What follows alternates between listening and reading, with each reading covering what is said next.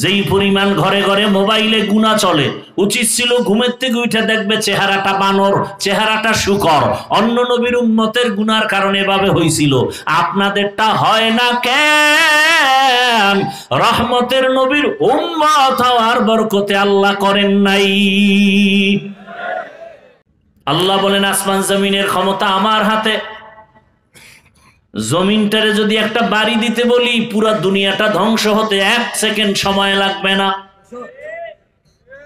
মানুষ যখন খুন খারাপি বাড়ায় দিবে, জেনা বাড়ায় দিবে, এমন সোনার বাংলায় জন্ম নিয়েছি, বাবা তার মেয়েটাকে হোটেলের মধ্যে রাখিয়া রাতের বেলা কয়, আজকে রাত তুই আমার মেয়ে না, তুই স্ত্রী। কেমন নির্লজ্জতার সমাজে আছে, কেমন বেহায়া মানুষ হয়ে গেছে দেখেন। স্বার্থের লোভে, যৌবনের লোভে, টাকার লোভে, ক্ষমতার লোভে বাবার সামনে তার মেয়েটাকে উলঙ্গ করে ধর্ষণ করে, স্বামীর সামনে স্ত্রীকে উলঙ্গ করে ধর্ষণ করে। এই ঘটনা কি 50 বছর আগের? নগদ ঘটনা শোনাচ্ছি রে বাবা। একটা পশু তো লজ্জা আছে, মানুষ এত পরিমাণ বেহায়া নির্লজ্জ কিভাবে হয়? নির্লজ্জতার দিকে আগায় দিছে। বাবাও মোবাইল চালায় এক রুমে, মাও আর এক রুমে মোবাইল চালায়, মেয়েও চালায়, ছেলেও চালায়, সারা রাত জেনা করে। জেনা জেনা, চোখের জেনা, হাতের জেনা, জবানের জেনা, অন্তরের জেনা, সারা রাত। যেই পরিমাণ ঘরে ঘরে মোবাইলে গুনাহ চলে, উচিত ছিল ঘুমের থেকে উঠে দেখবে চেহারাটা বানর, চেহারাটা শুকর। অন্য নবীর উম্মতের গুনার কারণে এভাবে হয়েছিল, আপনাদেরটা হয় না কেন? রহমতের নবীর উম্মত হওয়ার বরকতে আল্লাহ করেন নাই।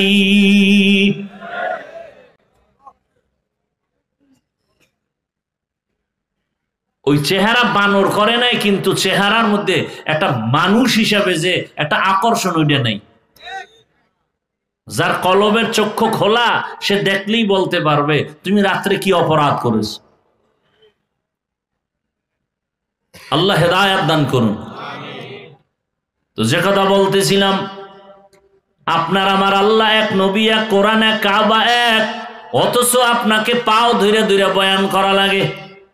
এত বয়ান করি দুঃখ নাই, কিন্তু এরপরও কেন ফলাফল জিরো? আমি টুপি খুলতে চাই না, আপনি কেমন মুসলমান যে টুপি দিতে চান না?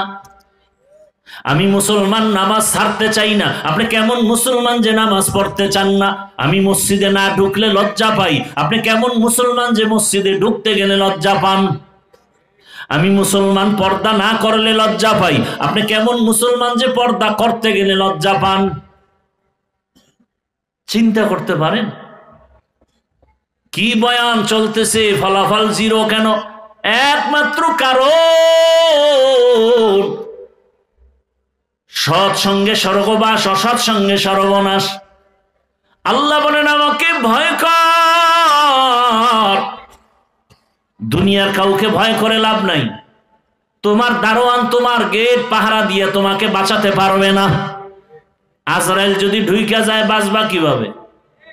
এই ভূমিকম্প যখন হয়, মানুষ দৌড়ায় বাঁচার জন্য, যাবি কই? ওই জমিনে গিয়া দাঁড়াবি, জমিন ধসে যাবে কি?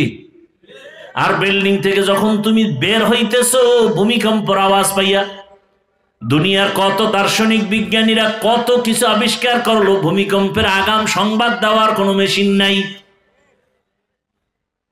আগাম বলতে পারে না কখন হবে ভূমিকম্প, আতঙ্ক ছড়াইতে পারে কি? পুরো আতঙ্ক নাই হয়ে যাবে, দুনিয়া নাই। যেমন এক বছর আমার মনে আছে, আমি ছাত্র, খবর প্রচার হইতেছে মে মাসের 7 তারিখ কেয়ামত হবে। কেয়ামত মে মাসের কোন সাল হইয়া মনে নাই, এতটুকু মনে আছে, পুরা ঘোষণা হয়ে গেছে কেয়ামত হবে। আরে বাপরে বাপ, কেয়ামতের খবর রসুল জানে না, মিডিয়া জানিয়ে লাইছে কেয়ামত হবে, তাও 7 তারিখ মে মাস। যখন হয় নাই তখন কয় হতে পারে, ওই দিন থেকে আর হবে বলে না, সব মিডিয়া কয় হতে পারে। হবে বইলা ঠকছে, এখন কয় হতে পারে। বান্দা তুমি যখন দৌড় দাও, ভূমিকম্প হতেছে 15 সেকেন্ড, ওই 15 সেকেন্ডে তুমি কত দূর যাবা? 3 তলা থেকে নিচতলায় নামার আগে যদি বিল্ডিংটা একটা বাড়ি মারে জায়গায় সিঁড়ির গোড়ায় নাই, এবার যদি পড়িয়েই যায় তো তুমি দৌড়ে যাবা কই? পাশে আর এক বিল্ডিং, ওদিকে রাস্তা ফাঁক হয়ে ভিতরে খালি।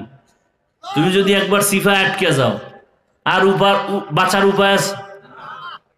বড় কঠিন হালাত। আহা, এই যে এত কিছু হয়েছে, এত দৌড়ায় মহিলারাও, কই ওড়না, কই কাপড় চুপড়, দৌড়। একজনে দৌড় দিছে ছেলেরে থুইয়া, বাচ্চা দৌড়, ছেলেটা এদের বাহে নাই, দেশে দৌড়। কত দূর যাওয়ার পরে বাবায় ধরে ফেলছে। মানে কেয়ামতের আলামত, কেয়ামতে কেউ কারো পরিচয় দিবে না। দৌড়, স্বামী কই, স্ত্রী কই, সন্তান কই, যে যেখান থেকে পারে দৌড়ায়। দৌড়াইতে যাইয়া হেনে আরো 50 জন আহত, দৌড়াইতে যাই একটার উপরে আর একটা। অথচ এই ভূমিকম্প আসছে গুনার কারণে। স্পষ্ট রসুলের সহিহ হাদিস, মানুষ যখন জেনা বাড়ায় দিবে, বেপরদার আড্ডা চলবে, গুনাকে গুনাহ মনে করবে না, তখন ভূমি ধস মতো গজব আসবে, ভূমিতে কম্পন শুরু হবে বারবার বারবার বারবার, অগ্নি বৃষ্টি শুরু হবে, আগুনের বাতাস, এরপর আগ্নেয়গিরি শুরু হবে, আগুনের লেলিহান শিখা বের হবে, সুনামি শুরু হবে, সুনামি। আল্লাহ যদি সমুদ্রকে, বঙ্গোপসাগরকে একটা অর্ডার দেয়, সব ধ্বংস করে দেয়, 1 সেকেন্ড লাগবে না। এই এত ভয় ভয় কইরাও কি ওই সময় কয় লা ইলাহা ইল্লা আনতা সুবহানাক, এবং নামাজও পড়ে না। শেষ, ভূমিকম্প নাই, নামাজও নেই। অথচ উচিত ছিল আর গান দেখবো না, গান শুনবো না, গালি দিব না, আর গুনাহ করব না, এখন থেকে সঠিক পথে চলবো। কই আছে খবর? ভূমিকম্পের পরে মসজিদে মুসল্লি বাড়ছে? মোটেও না। চিন্তা করেন, গজব আসবে না কেন? এখনো সময় আছে, তওবা করে না ওরে যুবক। আমি এ কথা বলি না তুমি স্কুল ছেড়ে দাও, কলেজ ছেড়ে দাও, না, খবরদার।